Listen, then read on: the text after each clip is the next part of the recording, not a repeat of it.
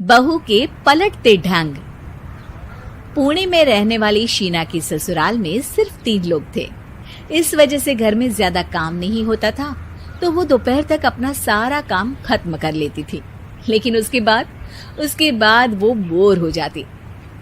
इस वजह से उसने शिनचैन कार्टून देखना शुरू कर दिया, जो धीरे धीरे उसके व्यवहार पर इतना इफेक्ट करता गया कि वो खुद भी शिनचैन जैसी ही बातें करने लगती है। एक रात डिनर करते हुए, अरे बहू, जरा अचार तो देना। ओहो ससुमा, आपसे इतना काम भी नहीं होता। इस तरह तो आप जल्दी जल्दी बुढ़िया हो जाओगी। अरे शीना, ये तुम कैसे बात कर रही हो?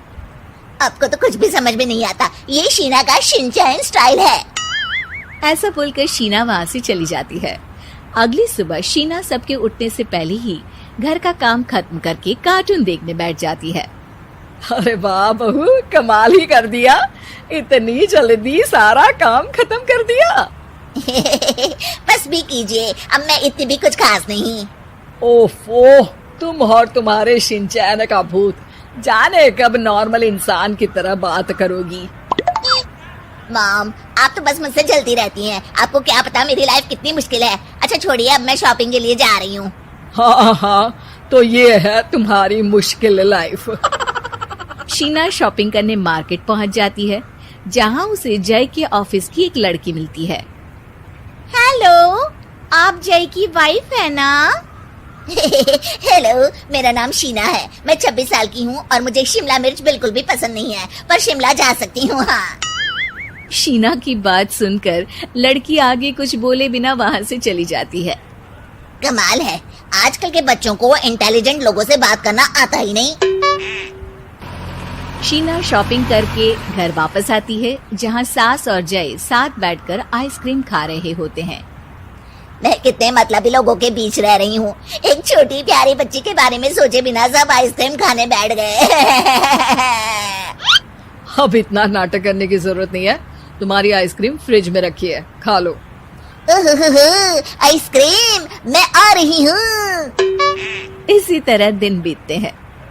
अभी तक तो घर में सारे लोग शीना की हरकतों से परेशान हो चुके होते हैं।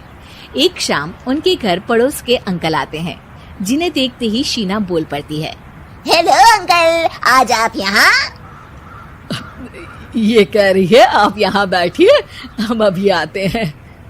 ऐसा बोलकर शीना की सास उसे लेकर रसोई में चली जाती है। अरे वो तुम्हारी पापा की उम्र के हैं, उनकी इंसल्ट तो मत करो। आपको तो बस अपनी ही खुशी दिखाई देती है। शीना के ऐसे बोलने पर सास हैरान रह जाती है और शीना बाहर आकर अंकल से कहती है, तो अंकल, आज आप क्या लेने आए हैं? या फिर बस सासू माँ को देखने का बहाना चाहिए? वैसे ये इतनी भी अच्छी नहीं है, पूरा समय मुझे डांटती रहती है और कभी कभी तो खाना भी नहीं देती। अंकल हैरानी से उसकी ओर देख रहे हैं। तभी उसकी सास वहाँ आती है। अरे शीना, इतना झूठ मत बोलो, मैंने कब तुम्हें खाना नहीं दिया? अरे ऐसा बोलोगी तो तुम्हें आज रात का खाना सच में नहीं मिलेगा। देखा, मैंने कहा था ना, बच्ची पर जुल्म करती है। आप मुझे अपने घर ले चलो अंकल। इस तरह दोनों सास बहू में तू मैं शुरू हो जाती है, जिसे देख अंकल तो डर कर भाग जाते हैं, लेकिन वो दोनों चुप ही नहीं होती। रात को जय के घर वापस आने पर सास उसे शीना की सारी बात बताते हुए कहती है, अरे इसके सर से कार्टून का भूत तो उतारना ही पड़ेगा। मौका या वक्त कुछ देखती ही नहीं, बस बकवास शुरू कर देती है। बात तो आपकी सही है, पर क्या करेंगे? अरे कार्टून देखकर ऐसी बनी है तो इसकी कार्टून ही बंद कर दो। हाँ, कार्टून बंद करके कुछ समझदारी वाली चीजें दिखाते हैं। जियोग्राफी दिखाना शुरू कर दो ना, क्या पता कुछ अकल आ जाए। हाँ, नाइस आइडिया माँ। इस पर जय केबल टीवी पर ज्योग्राफी छोड़कर बाकी सारी चैनल बंद करवा देता है, पर शीना भी किसी से कम नहीं होती। ओहो पतिदेव, अपने आप को बहुत स्मार्ट समझते हो। शीना मोबाइल पर YouTube ऑन करके उस पर शिनचैन देखने लगती है। शीना की इस स्मार्टनेस को देखकर जय तो बेचारा सर खुजलाता ही रह जाता है। हमने इसे जरूरत से ज्यादा अंडर एस्टिमेट कर दिया, अब क्या करें माँ? अरे इंटरनेट बंद करवा दे बेटा।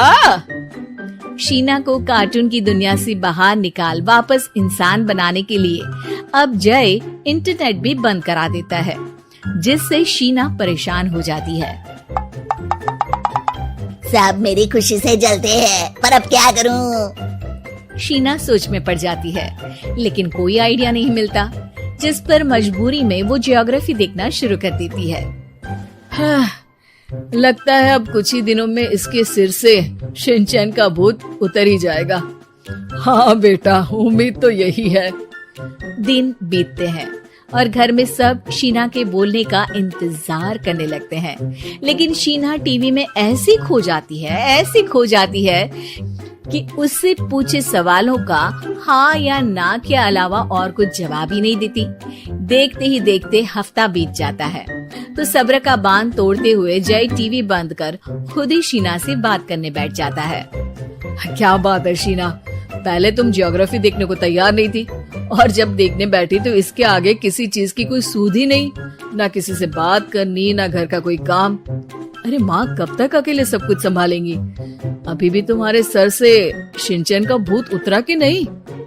जब मादा भालू नर भालू से बात नहीं करती, तो वो उनका ध्यान अपनी तरफ आकर्षित करने के लिए बिल्कुल यही हरकत करते हैं। तुम नर भालू हो।